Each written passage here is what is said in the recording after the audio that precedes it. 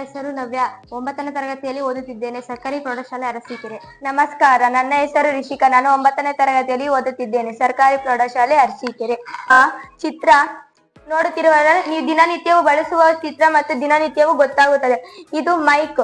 ಬೆಳಗ್ಗೆ ತರಕಾರಿ ಅವರು ಇವರೆಲ್ಲ ಬರ್ತಾ ಇರ್ತಾರೆ, ಅವ್ರು ಮೈಕ್ ಹಾಕ್ತಾರೆ. ಮತ್ತೆ ಅಲಾರಾಮ್, ಡೈಲಿ ಬೆಳಗ್ಗೆ ಎದ್ದೊಳ್ಬೇಕು, ಎಕ್ಸಾಮ್ ಓದ್ಕೋಬೇಕು ಅಂತ ಅಲಾರಾಮ್ ಇಕ್ಕೊಂತೀರಾ. ಮತ್ತೆ ಈ ಕಡೆ ಎಲ್ಗಾನ ಫಂಕ್ಷನ್ಸ್ ಹೋದ್ರೆ ಅಂದ್ರೆ ಜಾತ್ರೆಗಳ್ಗೋದ್ರೆ ಡಮರುಗ, ವಿಸಿಲ್, ನಮ್ ಮಿಸ್ ಯೂಸ್ ಮಾಡ್ತಾರಲ್ಲ ವಿಸಿಲ್, ಆಮೇಲೆ ಅಲಾರಾಮ್, ಇದು DJ ಅಲ್ಲಿ ಬರ್ಲಿರ್ತಾರೆ, ಮತ್ತೆ ಡಕ್ ಅಂತಾನು ಕರೀತಾರೆ, ಡಮರುಗ. ನೀವ್ ಇನ್ನ ಈ ತರ ಇಲ್ಲಿರೋ ಚಿತ್ರಗಳ ಪಕ್ಷಿ, ರೇಡಿಯೋ, ಗಂಟೆ, ವೀಣೆ, ಟಿವಿ ದಿನನಿತ್ಯವೂ ನಾವು ಪ್ರಯೋಗಿಸ ತಾನೆ. ಮತ್ತೆ ಇದರಿಂದ ನಮ್ಗೆ ಏನ್ ಉಪಯೋಗ, ಮತ್ತೆ ಇದರಿಂದ ನಮ್ಗೆ ಏನ್ ಕೇಳಿಸುತ್ತೆ? ನಾವು ಅಧ್ಯಾಯ 11 ಶಬ್ದ ಪಾಠವನ್ನು ಮಾಡುತ್ತಿದ್ದೇವೆ. ಹಾಗಾದರೆ ನಾವು ಈ ತರಗತಿಯಲ್ಲಿ ಕಲಿಯುವ ಅಂಶಗಳನ್ನು ತಿಳಿಯೋಣ. ಶಬ್ದದ ಅರ್ಥ, ಶಬ್ದದ ಉತ್ಪತ್ತಿ, ಶಬ್ದವು ಹೇಗೆ ಪ್ರಸಾರವಾಗುತ್ತದೆ ಮತ್ತು ಶಬ್ದದ ತರಂಗಗಳು, ನೀಲ ತರಂಗಗಳು ಎಂಬುದನ್ನು ತಿಳಿಯೋಣ. ಹಾಗಾದರೆ ನಿಮಗೆ ಮೊದಲನೇ ಪ್ರಶ್ನೆ, ಶಬ್ದ ಎಂದರೇನು? ಈಗ ಯಾರಾದ್ರೂ ಹೇಳ್ತೀರಾ ಎದ್ ನಿಂತ್ಕೊಂಡೊಬ್ರು? ಅವು ಶಕ್ತಿಯ ರೂಪವೇ ಶಬ್ದ. ಇಲ್ಲಿರೋ ವಸ್ತು, ಇವಾಗ ನಾವು ಮಾತಾಡ್ತಾ ಇದೀವಿ ಅಂದ್ರೆ ನಮ್ಮ ಧ್ವನಿ ತಂತುಗಳು ಕಂಪಿಸಿದಾಗ ನಮ್ಗೆ ಶಬ್ದ ಉತ್ಪತ್ತಿ ಆಗುತ್ತದೆ. ಶಬ್ದ ಉತ್ಪತ್ತಿ ಅಂದ್ರೆ ನಾವು ಗಟ್ಟಿಯಾಗಿ ಹೇಳ್ಬೇಕು ಅಂದ್ರೆ ಶಕ್ತಿ ಉಪಯೋಗಿಸಿ ನಾವು ಮಾತಾಡ್ತೀವಿ. ಮತ್ತೆ ಇದನ್ನು ಅಷ್ಟೇ, ಬಾರಿಸುವಾಗ ನಾವು ಸುಮ್ನೆ ಬಾರಿಸ್ತೀವ, ಶಕ್ತಿ ಉಪಯೋಗಿಸಿ ಬಾರಿಸ್ತೀವಿ. ಅಲಾರಾಮ್ ಅಷ್ಟೇ, ಅದು ಶಕ್ತಿ ಉಪಯೋಗಿಸಿ ಅದು ಶಬ್ದವನ್ನು ಮಾಡುತ್ತದೆ. ಆದ್ದರಿಂದ ಶಬ್ದವು ಶಕ್ತಿಯ ರೂಪವಾಗಿದೆ. ಈಗ ಶಬ್ದದ ಅರ್ಥವನ್ನು ತಿಳಿದುಕೊಂಡಿದ್ದೀರಿ. ಮುಂದುವರೆದು ಶಬ್ದದ ಉತ್ಪತ್ತಿ. ನೀವು ಶಬ್ದ ಉತ್ಪತ್ತಿ ಹೇಗೆ ಆಗುತ್ತದೆ ಎಂಬುದನ್ನು ಒಂದು ಚಟುವಟಿಕೆ ಮೂಲಕ ತಿಳಿಯೋಣ. ಮಾಡುವ ವಸ್ತುಗಳು: ಒಂದು ಚೆಂಡಿಗೆ ದಾರ ಕಟ್ಟುವುದು, ಒಂದು ಶ್ರುತಿ ಕವೆ. ಈ ಶ್ರುತಿ ಕವೆಯನ್ನು ದಾರ ಕಟ್ಟಿದ ಚೆಂಡಿಗೆ ಬಾರಿಸೋಣ. ಅಂದ್ರೆ ಈಗ ಒಂದ್ ಬೆಂಚಿಗೆ ಅದನ್ನ ಹೇಗೆ ಉತ್ಪತ್ತಿ ಆಗುತ್ತೆ, ಇದನ್ನ ಶ್ರುತಿ ಕವೆಯನ್ನು ಬಾರಿಸಿ ನಂತರ ಇದಕ್ಕೆ ಅಂದ್ರೆ ಟಚ್ ಮಾಡೋಣ, ಅದು ಏನು ಆಗುತ್ತೆ ಅಂತ ನೀವೇ ನೋಡಿ ಹೇಳಿ.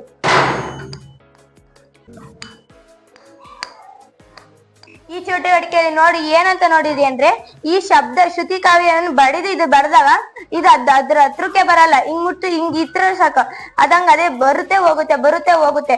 ಈ ಶ್ರುತಿ ಕಾವ್ಯೆಯಿಂದ ಈ ಚೆಂಡು ದೂರ ಹೋಗುತ್ತದೆ. ಏಕೆ ದೂರ ಹೋಗುತ್ತದೆ ಎಂದರೆ ವಸ್ತುಗಳ ಕಂಪನ ಶಬ್ದದಿಂದ ಈ ವಸ್ತುವು ದೂರ ಹೋಗುತ್ತದೆ. ಇವಾಗ ನೀವೇ ಆಗಿರ್ಲಿ, ಯಾರೇ ಜಾಸ್ತಿ ಸೌಂಡ್ ಮಾಡಿ ಯಪ್ಪ ಎಷ್ಟು ಕಿರಿಕಿರಿ ಮಾಡ್ತಾರೆ ಅಂತ ಅಲ್ಲಿಂದ ದೂರ ಹೋಗ್ತೀರಲ್ವಾ, ಅದೇ ರೀತಿನು ಈ ಚೆಂಡು ಕೂಡ ತುಂಬಾ ಶಬ್ದ ಉತ್ಪತ್ತಿ ಆಗುತ್ತೆ. ಇದು ನೋಡಿದ್ಮೇಲೆ ಇನ್ನ ಗೀ ಅಂತ ಇರುತ್ತೆ, ಅದರಿಂದ ಇದು ದೂರ ಹೋಗುತ್ತದೆ ಎಂದು ತಿಳಿದುಕೊಳ್ಬಹುದು. ಮತ್ತೆ ಮತ್ತೊಂದು ಚಟುವಟಿಕೆ 11.2.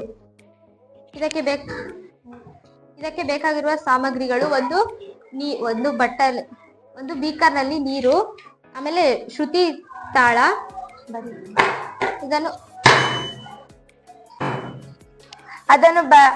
ಈ ಶ್ರುತಿ ಕವೆಯನ್ನು ಬಡೆದು ನೀರಿನೊಳಗೆ ಇಟ್ಟಾಗ ನೀರು ಚುಮ್ಮುತ್ತದೆ. ಏಕೆ ಚುಮ್ಮುತ್ತದೆ ನೀರು ಅಂದರೆ, ಮೊದಲಿನ ಚಟುವಟಿಕೆಯನ್ನು ನೋಡಿದಿರಿ ಅಲ್ವಾ, ಅದೇ ರೀತಿ ಇದು ಕೂಡ ನೀರಿನೊಳಗಡೆ ಇಟ್ಟಾಗ ನೀರು ಚುಮ್ಮುತ್ತದೆ. ಯಾಕಂದ್ರೆ ಶಬ್ದ ಉತ್ಪತ್ತಿ ಆಗುತ್ತೆ, ಶಬ್ದವು ಕಂಪನಗಳಿಂದ ಉತ್ಪತ್ತಿ ಆಗುತ್ತದೆ ಎಂದು ನಾವು ತಿಳಿದುಕೊಳ್ಳಬಹುದು. ಹಾಗಾದರೆ ಶಬ್ದವು ಯಾವುದರಿಂದ ಉತ್ಪತ್ತಿ ಆಗುತ್ತದೆ? ನಿಮ್ಮ ಉತ್ತರ ಸರಿಯಾಗಿದೆ. ಕಂಪಿಸುವ ವಸ್ತುವಿನಿಂದ ಶಬ್ದವು ಉತ್ಪತ್ತಿ ಆಗುತ್ತದೆ.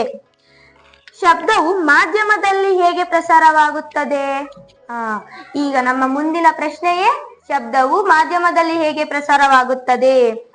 ಹಾಗಾದರೆ ಯಾವ ವಸ್ತುವು ಅಥವಾ ಪದಾರ್ಥದ ಮೂಲಕ ಶಬ್ದವು ಪ್ರಸಾರವಾಗುತ್ತದೆಯೇ ಅದನ್ನು ಮಾಧ್ಯಮ ಎಂದು ಕರೆಯುತ್ತೇವೆ. ಈಗ ಅದಕ್ಕೆ ಉದಾಹರಣೆ ಘನ, ದ್ರವ, ಅನಿಲ. ಘನ, ದ್ರವ, ಅನಿಲ ಹೇಗೆ ಉದಾಹರಣೆ? ಈ ಘನದಿಂದ ಉತ್ಪತ್ತಿ ಆಗುತ್ತಾ ಶಬ್ದ? ಘನದಿಂದ ಉತ್ಪತ್ತಿ ಆದ್ರೆ ನಮಗೆ ಕೇಳಿಸುತ್ತಾ? ಅನಿಲದಿಂದ ಕೇಳಿಸುತ್ತಾ? ಮತ್ತೆ ದ್ರವದಿಂದ ಕೇಳಿಸುತ್ತಾ ಅನ್ನೋದನ್ನ ನಾವು ತಿಳ್ಕೊಳ್ಳೋಣ. ಇವಾಗ ಮೊದಲು ಅನಿಲ. ಇವಾಗ ನಾನು ಮಾತಾಡ್ತಾ ಇರೋದು ನಿಮಗೆ ಕೇಳಿಸ್ತಾ ಇದೆ ಅಲ್ವಾ? ಹೇಗೆ ಕೇಳಿಸ್ತಾ ಇದೆ? ಗಾಳಿ ಅಂದ್ರೆ ಅನಿಲ ತಾನೆ, ಅನಿಲ ಗಾಳಿಯಲ್ಲಿ ವಿನಿಮಯ ಆಗುತ್ತದೆ ತಾನೆ. ಆದ್ದರಿಂದ ಅನಿಲವು ಮಾಧ್ಯಮವಾಗಿ ಪ್ರಸಾರವಾಗುತ್ತದೆ. ಒಪ್ಕೊಂತೀರಾ ಈ ಉದಾಹರಣೆನ ನೀವು? ನೆಕ್ಸ್ಟ್ ದ್ರವ. ದ್ರವದಲ್ಲಿ ಹೇಗೆ ಉತ್ಪತ್ತಿ ಆಗ್ತದೆ ಎಂಬುದಕ್ಕೆ ಒಂದು ಪ್ರಯೋಗ ಮಾಡೋಣ. ಈ ಬೀಕರ್ ಒಳಗಡೆ ನೀರಿದೆ, ಸರಿನಾ? ನಾನೊಂದು ಗಂಟೆ ತಗೊಂಡಿದ್ದೀನಿ. ಈ ಗಂಟೆನ ನೀರಿನೊಳಗಡೆ ಶಬ್ದ ಮಾಡ್ತೀನಿ. ನಿಮಗೆ ಕೇಳಿಸುತ್ತಾ ಇಲ್ವೋ ಅನ್ನೋದನ್ನ ನನಗೆ ಹೇಳ್ಬೇಕು, ಓಕೆನಾ? ಕೇಳಿಸಿತೆ? ಹಾ, ಹಾಗಾದರೆ ಶಬ್ದವು ದ್ರವದಲ್ಲೂ ಪ್ರಸಾರವಾಗುತ್ತದೆ ಎಂಬುದನ್ನು ಒಪ್ಪಿಕೊಳ್ಳುತ್ತೀರಾ? ಮುಂದೆ ಈಗ ಘನದಲ್ಲಿ ಹೇಗೆ ಪ್ರಸಾರವಾಗುತ್ತದೆ ಎಂಬುದನ್ನು ಚಟುವಟಿಕೆ ಮೂಲಕ ತಿಳಿದುಕೊಳ್ಳೋಣ. ಚಟುವಟಿಕೆಗೆ ಇಬ್ಬರು ಒಂದು ತುದಿ ಅಂದರೆ ಬೆಂಚಿನ ಒಂದು ತುದಿ ಮತ್ತು ಇನ್ನೊಂದು ತುದಿಯಲ್ಲಿ ಇಬ್ಬರು ನಿಂತುಕೊಂಡು ಶಬ್ದವನ್ನು ಮಾಡುತ್ತೇವೆ. ಇನ್ನೊಬ್ಬರು ಅದನ್ನು ಗ್ರಹಿಸುತ್ತಾರೆ. ಅವರಿಗೆ ಶಬ್ದ ಕೇಳಿಸುತ್ತದೆ ಇಲ್ಲವೋ ಎಂದು ತಿಳಿದುಕೊಂಡು ಮಾತನಾಡೋಣ. ಇವಾಗ ಅವರು ನಾನು ಮಾಡುವ ಶಬ್ದವನ್ನು ಆಲಿಸುತ್ತಿದ್ದಾರೆ. ನಾನು ಈಗ ಶಬ್ದವನ್ನು ಮಾಡುತ್ತೇನೆ. ಅವರಿಗೆ ಕೇಳಿಸುತ್ತದೆ ಇಲ್ಲವೋ ಎಂದು ಹೇಳ್ತಾರೆ. ಶಬ್ದ ಕೇಳಿಸ್ತಿದೆ ಜೋರಾಗಿ. ಶಬ್ದ ಕೇಳಿಸಿದಿದೆ. ಹಾಗಾದರೆ ಘನದಲ್ಲೂ ಕೂಡ ಶಬ್ದದ ಮಾಧ್ಯಮ ಪ್ರಸಾರವಾಗುತ್ತದೆ ಎಂದು ತಿಳಿದುಕೊಳ್ಳಬಹುದು. ಒಪ್ಪಿಕೊಳ್ಳುತ್ತೀರಾ? ಮಾಧ್ಯಮದ ಮೂಲಕ ಪ್ರಸಾರವಾಗುತ್ತದೆ, ಸರಿನಾ? ಈಗ ತರಂಗಗಳ ಇದರಲ್ಲಿ ಇವಾಗ ಈ ಶ್ರುತಿ ಕವೆಯನ್ನು ಬಡೆದಾಗ ನಮಗೆ ಆಮೇಲೆ ನಮ್ಮ ಕಿವಿ ಹತ್ತಿರ ಆ ಶಬ್ದವು ಬಂದು ಕೇಳಿಸ್ತದೆ ಅಲ್ವಾ? ಹೇಗೆ ಕೇಳಿಸುತ್ತದೆ ಅಂದ್ರೆ ಸಂಪೀಡಿತ, ವಿರಳ. ಸಂಪೀಡಿತ ಎಂದರೇನು? ವಿರಳ ಎಂದರೇನು? ಇದೆಯಲ್ಲ, ಒತ್ತೊತ್ತಾಗಿ ತುಂಬಾ ಒತ್ತೊತ್ತಾಗಿರುವ ಕಣಗಳನ್ನ ಸಂಪೀಡನ ಎಂದು ಕರೆಯುತ್ತೇವೆ. ಕಣಗಳು ಬಹಳ ಒತ್ತೊತ್ತಾಗಿರುವುದರಿಂದ ಅದನ್ನು ಸಂಪೀಡನ ಎಂದು ಕರೆಯುತ್ತೇವೆ. ಇದು ಇಂಗ್ಲಿಷ್ನ ಸಿ ಅಕ್ಷರದಿಂದ ಸೂಚಿಸುತ್ತೇವೆ.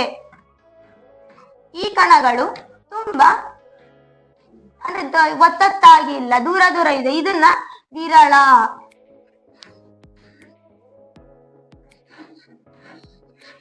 ಇದು ಇಂಗ್ಲಿಷ್ನ ಆರ್ ಅಕ್ಷರದಿಂದ ಸೂಚಿಸುತ್ತೇವೆ.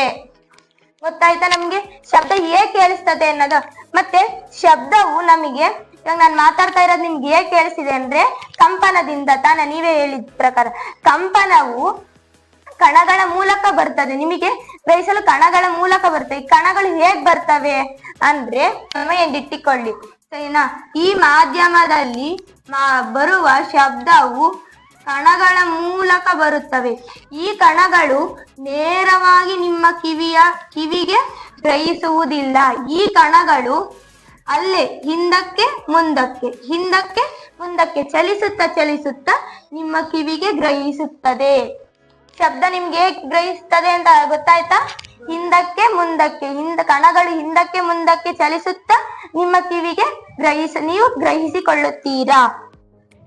ಈಗ ಮುಂದುವರೆದು ಶಬ್ದದ ತರಂಗಗಳು ಮತ್ತು ನೀಲ ತರಂಗಗಳು. ಶಬ್ದದ ತರಂಗಗಳು ಮತ್ತು ನೀಲ ತರಂಗಗಳು ಎಂದರೇನು? ಪ್ರಶ್ನೆ ಬಂದೇ ಬರುತ್ತಲ್ವಾ ನಿಮಗೂನು? ತರಂಗಗಳಲ್ಲಿ ಎರಡು ವಿಧ, ಅಡ್ಡ ತರಂಗ, ನೀಳ ತರಂಗ. ಅಡ್ಡ ತರಂಗಗಳು ಎಂದರೆ ಉಪ್ಪು ತಬ್ಬಾಗಿ, ಹಂಗಂದ್ರೆ ಅವಾಗಲೇ ಹೇಳಿದ್ನಲ್ಲ, ಬೇರೆ ತರ ಉದಾಹರಣೆ ಕೊಟ್ಟೆ. ಈಗ ಮತ್ತೊಂದು ವಿಧ ಉದಾಹರಣೆ ಅಂದ್ರೆ ಉಬ್ಬು ತಬ್ಬು. ಅಂದ್ರೆ ಇವಾಗ ನಾನ್ ಮಾತಾಡ್ತಾ ಇರೋದು ಇಲ್ಲಿರೋರಿಗೆ ಜೋರ ಕೇಳಿಸ್ತಿದೆ, ಸೆಂಟರ್ ನಲ್ಲಿರೋ ಮೀಡಿಯಂ ಆಗಿ ಕೇಳಿಸ್ತಿದ್, ಲಾಸ್ಟ್ ಅಲ್ಲಿ ಇರೋರು ಕೇಳಿಸ್ತಾನೆ ಇರ್ಲಿವೇನೋ.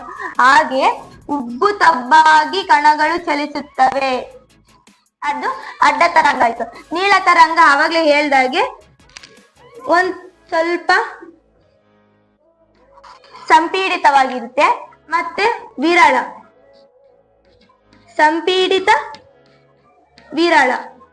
ಸಂಪೀಡಿತ ವಿರಳವಾಗಿ ಕಣಗಳು ಹಿಂದಕ್ಕೂ ಮುಂದಕ್ಕೂ ಚಲಿಸುತ್ತಾ ನಿಮಗೆ ಧ್ವನಿಗಳು ಕೇಳುತ್ತದೆ. ಈಗ ನೀವ್ ಅವಾಗ ಹೇಳಿದ್ರಿ ಶಬ್ದವು ಶಕ್ತಿಯ ರೂಪ ಹೇಗೆ ಎಂಬುದನ್ನು ಒಂದು ಚಟುವಟಿಕೆ ಮೂಲಕ ತಿಳಿದುಕೊಳ್ಳೋಣ. ಈ ಚಟುವಟಿಕೆಗೆ ಬೇಕಾಗಿರುವ ವಸ್ತುವು ಒಂದು ಬಾಟಲಿನ ಮೇಲ್ಮೈ ಅಂದ್ರೆ ಒಂದ್ ಬಾಟ್ಲನ್ನು ತಗೊಂಡು ಮೇಲ್ಗಡೆ ಇರೋದನ್ನ ಕಟ್ ಮಾಡಿದ್ಮೇಲೆ ಅದ್ರ ಒಳಗಡೆ ಈ ತರ ಎರಡು ಕಡೆ ಓಪನ್ ಆಗಿರೋ ತರ ಬಂದ್ಮೇಲೆ ಅದಕ್ಕೆ ಬಲೂನ್ ಅನ್ನು ತೆಗೆದುಕೊಂಡು ಹಾಕ್ಬಿಟ್ಟು ಅದನ್ನು ಪ್ಲಾಸ್ಟರ್ ಇಂದ ಕವರ್ ಮಾಡ್ಬೇಕು. ಅದಾದ್ಮೇಲೆ ಅದ್ರ ಮೇಲ್ಮೈ ಮೇಲೆ ಗಾಜಿನ ಚೂರನ್ನು ಅಂಟಿಸಬೇಕು. ಈ ಚಟುವಟಿಕೆ ಬೇಕಾದ ಸಾಮಗ್ರಿ. ಈ ಚಟುವಟಿಕೆಯಿಂದ ನಾವು ಏನನ್ನು ತಿಳಿದುಕೊಳ್ಳುತ್ತೇವೆ ಎಂಬುದನ್ನು ತಿಳಿಯೋಣ. ನೀವು ನೋಡ್ತಾ ಇದ್ದೀರಲ್ವಾ, ಈ ಕನ್ನಡಿಯ ಬೆಳಕು ಬಿದ್ದಾಗ ಕನ್ನಡಿಯ ಪ್ರತಿಫಲನ ಅಲ್ಲಿ ಬೀಳ್ತಾ ಇದೆ. ಇವಾಗ ಅದನ್ನ ಊದಿದಾಗ ಅಥವಾ ಅಲಗಾಡಿಸಿದಾಗ ಅದು ಯಾವ ತರ ಕಾಣಿಸ್ತದೆ ಅಂತ ನೀವೇ ಹೇಳ್ಬೇಕು.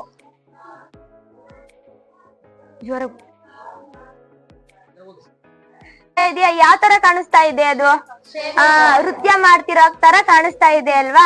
ಈ ನೃತ್ಯ ಮಾಡೋ ಕಾರಣ ಏನು? ಶಬ್ದ, ಗಾಳಿ. ಇವಳು ಇಲ್ಲಿ ಗಾಳಿ ಉಫ್ ಅಂತ ಅವಳು ಶಕ್ತಿಯನ್ನು ಉಪಯೋಗಿಸಿ ಗಾಳಿಯನ್ನು ಹೊರ ಹಾಕ್ತಾ ಇದ್ದಾಳೆ. ಆ ಗಾಳಿಯಿಂದ ಅಲ್ಲಿರೋ ಕಿರಣ ಪ್ರತಿಫಲನ ಅಳಗಾಡುತ್ತಿದೆ ಎಂದು ತಿಳಿದುಕೊಳ್ಳಬಹುದು. ಚಟುವಟಿಕೆ ನೋಡಿ ತಿಳ್ಕೊಂಡ್ರಿ ಅಲ್ವಾ? ಶಬ್ದವು ಯಾವ ರೂಪ? ಈಗ ಕೊನೆಯ ಹಂತ ಕ್ವಿಜ್, ರಸಪ್ರಶ್ನೆ ಕಾರ್ಯಕ್ರಮ. ಮೊದಲನೇ ಪ್ರಶ್ನೆ, ಮನುಷ್ಯನಲ್ಲಿ ಶಬ್ದ ಉಂಟು ಮಾಡಿಸುವ ಅಂಗ ಯಾವುದು? ನಿಮ್ಮ ಉತ್ತರ ಸರಿಯಾಗಿದೆ. ಧ್ವನಿ ಪೆಟ್ಟಿಗೆ. ಶಬ್ದದ ತರಂಗಗಳಲ್ಲಿ ಉಂಟು ಮಾಡುವ ಸಂಪೀಡನೆ ಯಾವುದು? ಹೆಚ್ಚು ಒತ್ತಡ ಇರುವ ಪ್ರದೇಶ, ಕಡಿಮೆ ಒತ್ತಡ ಇರುವ ಪ್ರದೇಶ, ಹೆಚ್ಚು ಒತ್ತಡ ಇರುವ ಪ್ರದೇಶ, ಕಡಿಮೆ ಸಾಂದ್ರತೆ ಇರುವ ಪ್ರದೇಶ, ನಿರ್ವಾತ ಪ್ರದೇಶ. ಅಂದ್ರೆ ನಾವು ಓದ್ ಕ್ಲಾಸ್ ಅಲ್ಲಿ ನೋಡಿದ್ವಿ, ಶಬ್ದ ನಾವು ಮಾಡ್ಬೇಕು ಅಂದ್ರೆ ಗಾಳಿ ಇರ್ಬೇಕಾ ಬೇಡವಾ? ಗಾಳಿ ನಿರ್ವಾತನ ಗಾಳಿ ಇಲ್ದಿರೋ ಜಾಗದಲ್ಲಿ ಮಾತಾಡಿದ್ರೆ ಕೇಳಿಸುತ್ತಾ, ಇಲ್ಲ ಕಡಿಮೆ ಗಾಳಿ ಇರೋ ಜಾಗದಲ್ಲಿ ಮಾತಾಡಿದ್ರೆ ಕೇಳಿಸ್ತದ, ಹೆಚ್ಚು ಸಾಂದ್ರತೆ ಇರುವ ಜಾಗದಲ್ಲಿ ಮಾತಾಡಿದ್ರೆ ಕೇಳಿಸ್ತದ? ನಿಮ್ಮ ಉತ್ತರ ಸರಿಯಾಗಿದೆ. ಹೆಚ್ಚು ಒತ್ತಡ ಇರುವ ಪ್ರದೇಶದಲ್ಲಿ ಶಬ್ದದ ತರಂಗಗಳು ಉಂಟು ಮಾಡುತ್ತವೆ. ಮುಂದಿನ ಪ್ರಶ್ನೆ, ಆರ್ ಎಂಬ ಇಂಗ್ಲಿಷ್ ಅಕ್ಷರವು ಯಾವುದನ್ನು ಸೂಚಿಸುತ್ತದೆ? ನಿಮ್ಮ ಉತ್ತರ ಸರಿಯಾಗಿದೆ. ವಿರಳ ಎಂಬುದನ್ನು ಸೂಚಿಸುತ್ತದೆ. ಮೊದಲನೇ ಪ್ರಶ್ನೆ, ಶಬ್ದವು ಯಾವ